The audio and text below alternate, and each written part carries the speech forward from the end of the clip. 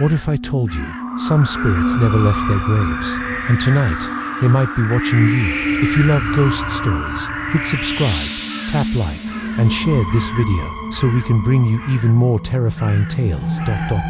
Subscribe, like, share to keep the ghosts coming.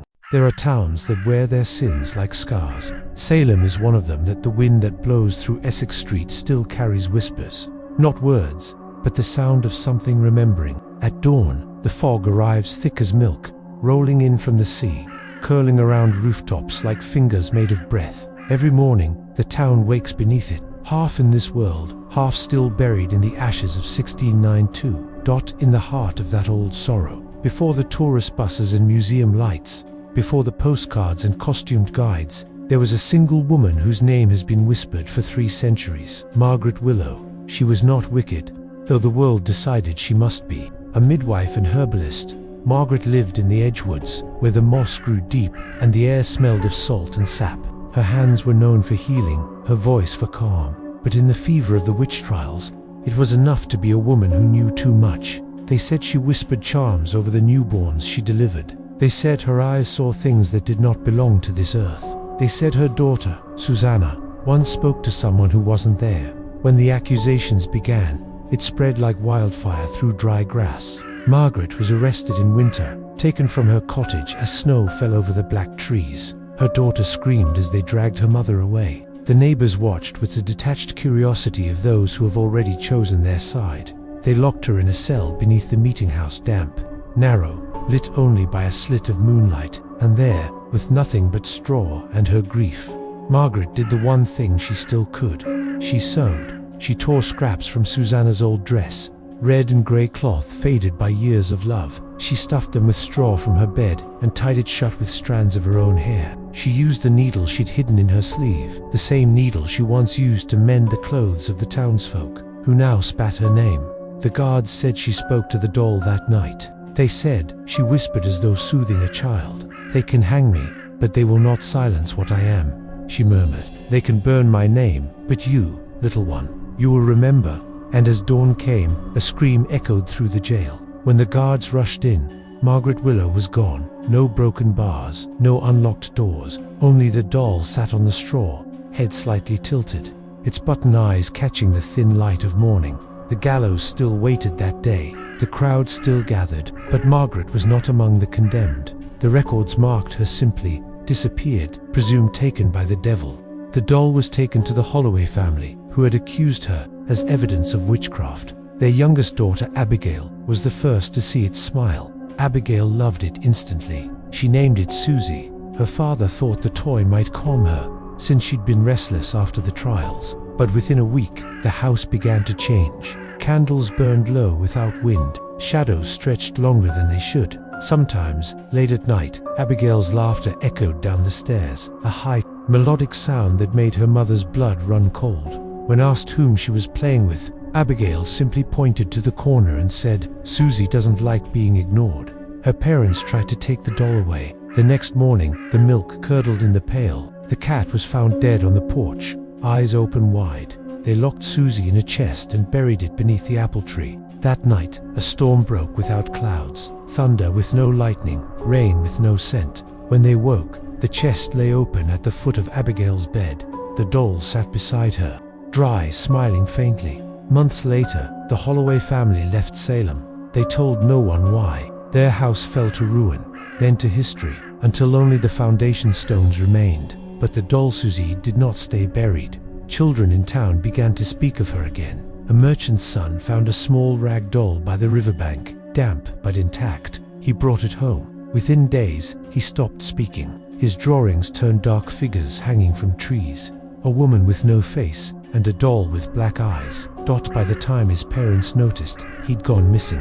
They found his footprints leading to the woods. At the end of the trail, only the doll. Years turned to centuries. Salem healed on the surface-painted storefronts, museums, candlelight tours, but beneath its cobblestones, the ground still held secrets. And among those secrets was a legend whispered only in low voices. Never keep a doll whose eyes follow the sea.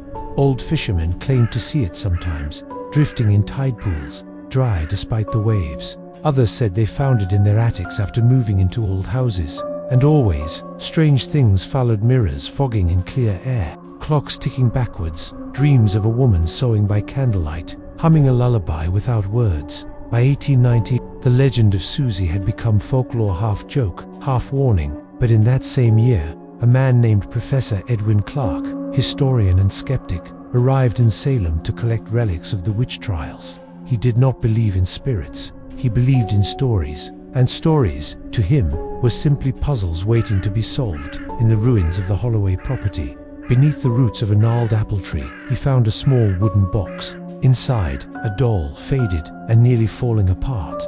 He felt something when he touched it, not fear, but a strange chill, like the air had thinned around him. He laughed it off. "A perfect artifact," he said aloud. "Margaret Willow's supposed charm. The superstition ends here." He brought it home, placed it on a shelf in his study, and wrote a letter to his colleague, a most curious find, likely a toy from the 17th century. "Local tales of haunting abound. I intend to debunk them in my next publication." 3 nights later, he began to dream. He saw a woman sewing, her fingers bleeding into the fabric. She looked up and smiled, not at him, but through him. The needle pierced over and over, the sound rhythmic like a heartbeat.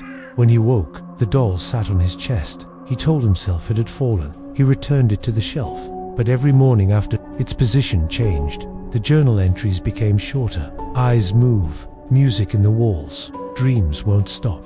Until the last entry. "She's awake." Clark was found dead in his study weeks later. No sign of struggle. The coroner called it heart failure. The doll was gone. And with that, Suzie returned to sleep, waiting, perhaps, for someone who would listen. Centuries later, in a time of electricity and skepticism, in a town rebuilt upon its own ghosts, she would be found again. But for now, the fog would close around Salem once more, sealing her in its breath, humming quietly the tune that Margaret once sang. It was not a lullaby for comfort. It was a promise that one day, when the right voice spoke her name again, Suzie would answer.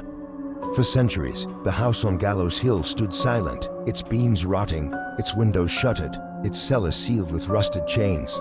No one dared to enter, not since the night when the screams of Abigail Thorne echoed through the winter fog, followed by the crash of a lantern, the smell of burning flesh, and then, silence. Locals whispered that her soul had never left, that she had bound herself to something, someone before the fire consumed her. A doll, a porcelain figure with hollow eyes, carved by trembling hands in the 1600s, its surface blackened from the flames that ended her life. In 2024, a small auction house in Salem reopened its doors for a witchcraft relics exhibition. The highlight, an authentic doll recovered from the ruins of Abigail Thorne's cottage, circa 1692. It was found deep in the cellar during a restoration project, wrapped in charred linen and sealed inside a wooden box. The curator laughed when he described it to the buyers. Just a prop of history, a piece of old hysteria. But when the lid was lifted, the air in the room grew heavy. The doll's cracked porcelain face seemed to shimmer beneath the lights, its eyes faintly amber, like cooled candle wax. A faint scent of ashes and rosemary rose from the box. Every phone camera that tried to capture it, glitched. Among the crowd stood Clara Whitmore, a historian researching witchcraft trials. She felt an inexplicable pull, as if the doll recognized her. When she blinked, she swore its head turned, just slightly. She bought it without hesitation. Clara placed the doll in her Salem townhouse, near the fireplace. Outside, the October wind howled. Inside, the old floorboards groaned. By midnight, she heard a whisper, a woman's voice, soft, pleading. "They burned me, and left me here." Clara sat up in bed, heart hammering. The whisper turned into a sigh, then a cry that faded into the walls. She tried to laugh it off, writing in her journal, "It's the house settling, or my mind playing tricks." But downstairs, the doll's cracked lips began to move. A faint breath escaped it, almost a word, "Mother." Days passed, Clara's dreams filled with flashes of another life, torches, screaming crowds, a woman's wrists bound in rope. Every time she woke, the doll was closer to her bed. She researched further and found something impossible. Abigail Thorne had a sister, Elizabeth Thornwell, who escaped Salem after the trials, changing her name to avoid suspicion. Elizabeth's descendants settled in Massachusetts, and over time, their lineage survived. Clara froze when she saw the family tree. Her own name was listed at the bottom. Abigail wasn't haunting her randomly. She was coming home. Clara began speaking in her sleep. Her neighbors heard her voice through the walls, chanting in an archaic dialect long forgotten. Her mirrors began to frost over. No matter the temperature, every reflection showed a second face behind hers, pale, burnt, smiling. Then one night, she found herself sitting before the fireplace, the doll in her lap. Her hands moved without command, tracing strange symbols into the soot. She whispered, "They will not silence me again." When morning came, her phone was filled with voice recordings, her own voice, layered with another, older, furious, and alive. "Through you, I rise again." As Halloween approached, the town prepared its usual festivities. But this year, something darker stirred. Animals fled the forests, street lamps flickered in unison. The air smelled of burning herbs and rain-soaked ash. Clara's colleagues tried to check on her, but when they entered her home, the walls were covered in drawings, circles, eyes, flames, and on the mantel, the doll now stood upright, its eyes glowing faintly. In the center of the room, Clara turned toward them. Her eyes were not her own. "The trials never ended," she whispered. "They only slept." The air ignited, the door slammed, and the screams of 1692 echoed once again through Salem's streets. The next morning, smoke rose from the Salem Historical Museum.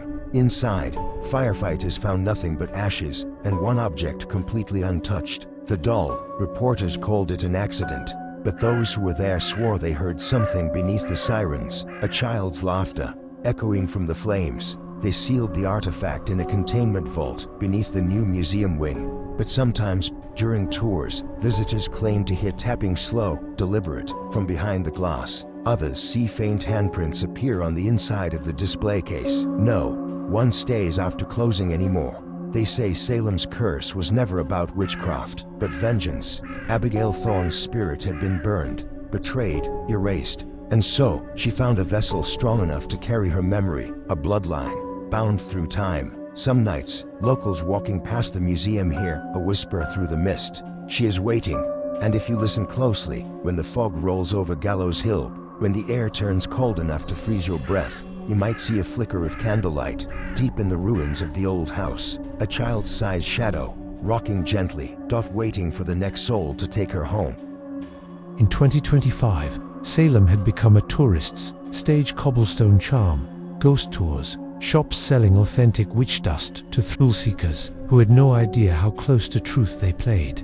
But one group of investigators wanted real evidence. They called themselves Specterline, a streaming documentary team that specialized in haunted artifacts. Their newest project, Salem's Forgotten Witch, the cursed doll of Abigail Thorne.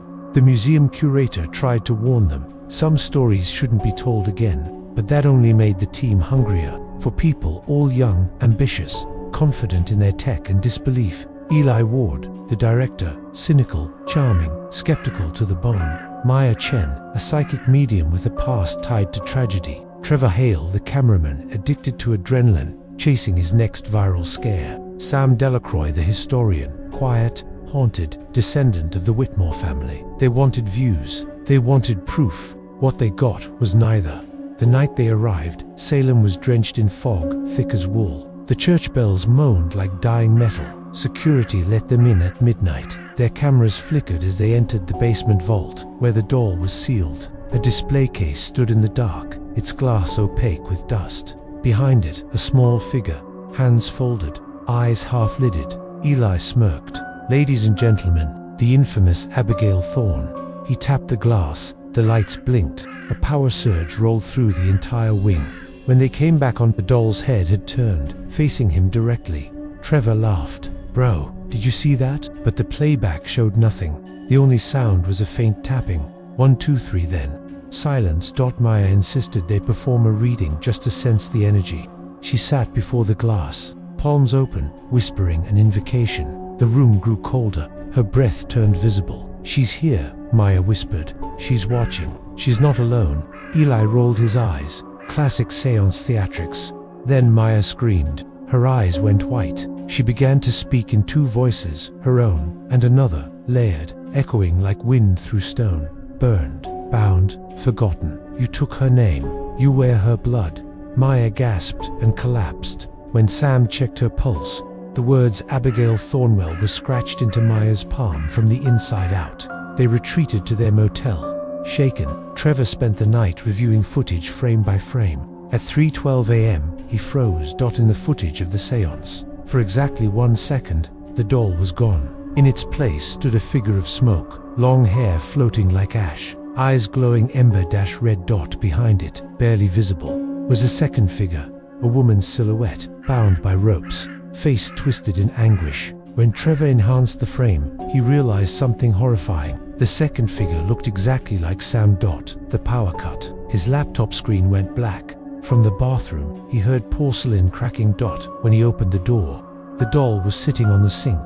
By morning, Trevor was missing. His camera was found in the forest behind the motel. Footage still rolling. Branches moved in unnatural patterns. The air shimmered with heat, though it was freezing cold. Then came Trevor's whisper. She said she wants to be remembered. She said she never died. The camera fell. Footsteps. Laughter, not human, not childlike, but both back in the museum. The doll was missing from the case. The curator quit the same night, desperate for answers. Sam traced the curse's origin to Abigail Thorne's original house. The ruins still stood, fenced off, overgrown with ivy and fog. They followed an old path through the woods, lit only by camera LEDs. Inside, the walls were covered in ancient symbols, circles drawn in soot, names carved into the wood. In the corner lay a burned rocking chair, still swaying. Maya froze. She's here. She never left this ground. The air turned thick. A child's giggle echoed through the rafters, and on the floor, half buried in dirt, the doll. Eli lifted it, laughing nervously. Gotcha, Salem. Found your ghost. Then it opened its eyes. The camera caught everything. The flames erupting from the floor, the screaming, the house collapsing in on itself.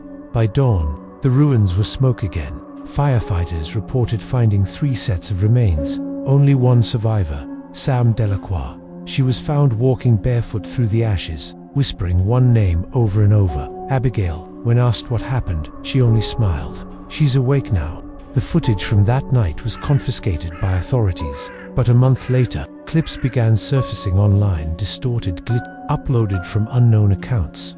In one of them, for half a second, the doll's face flickers, and where its mouth should be, you can see Maya's eyes. The Salem Museum never reopened its vault. The ruins of Gallows Hill have been sealed by the state, but locals swear, on foggy nights, you can see flickering light near the trees, like candles floating in air. Sometimes, a child's voice sings a lullaby from the dark ashes. Ashes, they all burn down, and if you listen long enough, you'll hear something else, a woman's voice behind it, whispering through centuries of rage, through blood, I live again.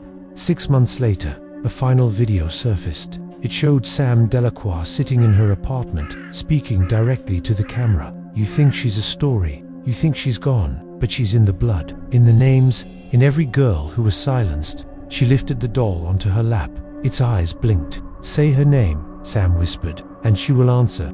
The lights flickered. The screen went black. Only one line of audio remained. A whisper. Abigail Thorne never died. The autumn after the Gallows Hill fire, Salem was unnaturally quiet. Tour buses still rolled through, but the guide spoke more softly now. The museum stayed closed, its windows were painted black, and on windy nights the glass shivered like something inside was breathing. Reporters came and went. The story fractured. One called it arson, another claimed electrical fault.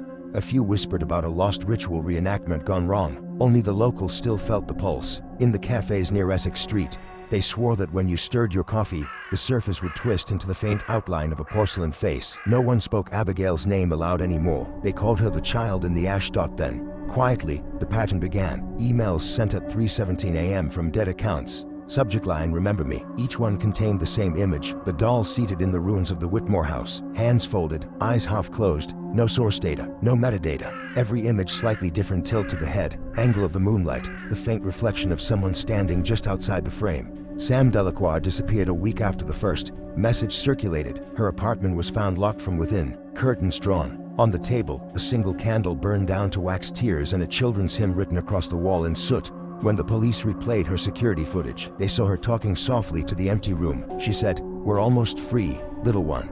Then the picture blurred. For one frame, Two faces occupied the same space. By winter, the fog in Salem began to behave strangely. It pulled around doorsteps, rolled against windows, carried whispers that sounded like names half remembered from trial records. Historians came to film a special titled Echoes of the Gallows. They set up their equipment at dusk. At exactly midnight, every camera pointed toward the old hill turned inward, recording the operators instead. Each lens caught a flicker, a girl in 17th century dress, stepping between them, touching their shoulders with a tenderness too human to be a ghost. She looked directly into the lens and smiled. The footage never aired. The producers left town, claiming corrupted files. But people who've worked with them say that, even now, the drives occasionally light up on their own and begin to play the static of that night breathing, and a faint child's laughter. There's a mirror still hanging in the oldest inn in Salem, above a stair that slants toward the cellar. Locals say it belonged to Abigail's mother, the seamstress accused of charm making. The glass is clouded, silver backing warped by humidity and years. If you stand before it with a candle, your reflection lags a heartbeat behind, and if you whisper, "Suzie, may I see you?" the candle will flicker 3 times. Most people laugh and step away before the third flicker. The few who stay claim the mirror darkens until only the doll's outline remains small, graceful, waiting. No one has ever been able to describe what happens next. Those who tried found that their voices stuttered as though another mouth were trying to form the words for them. Every curse has a rhythm: birth, hunger, silence, renewal. In the spring that followed, Salem's fog lifted. Tourists returned. The vault beneath the museum was quietly sealed with concrete, blessed by 3 churches, and listed on no map. For a while, peace seemed possible. The nights were still cold, but ordinary again until the day a child from Boston wandered off during a school trip and was found in the garden behind the museum, singing an unfamiliar lullaby. When asked where she learned it, she smiled. "My doll taught me." She held out her toy, a cheap modern replica, cloth and buttons, but one of its glass eyes was not from that toy line. Experts later confirmed it was centuries old, hand-blown. Its iris, the same smoky gray recorded in early photographs of the Thorn doll. Tonight, the sea wind moves through Salem like an old hymn. Windows breathe, church bells shiver. Somewhere beneath the cobblestones, a child's laughter curls into the mist. Tender as memory, patient as eternity. They say the doll's curse no longer kills, it reminds. It reminds the living that forgetting is another kind of fire, that every injustice leaves an echo, and sometimes, an echo finds form. If you visit Salem and feel something brush your sleeve, cold, weightless, curious, don't turn too quickly. You might see a small shape at the corner of your eye, porcelain imperfect, carrying centuries of silence. She won't harm you if you acknowledge her. Just whisper, "We remember you, Suzie." And in the still air, before the fog closes again, you might hear a faint voice answer, "Neither child nor woman, neither ghost nor dream." "Then I can rest. For now."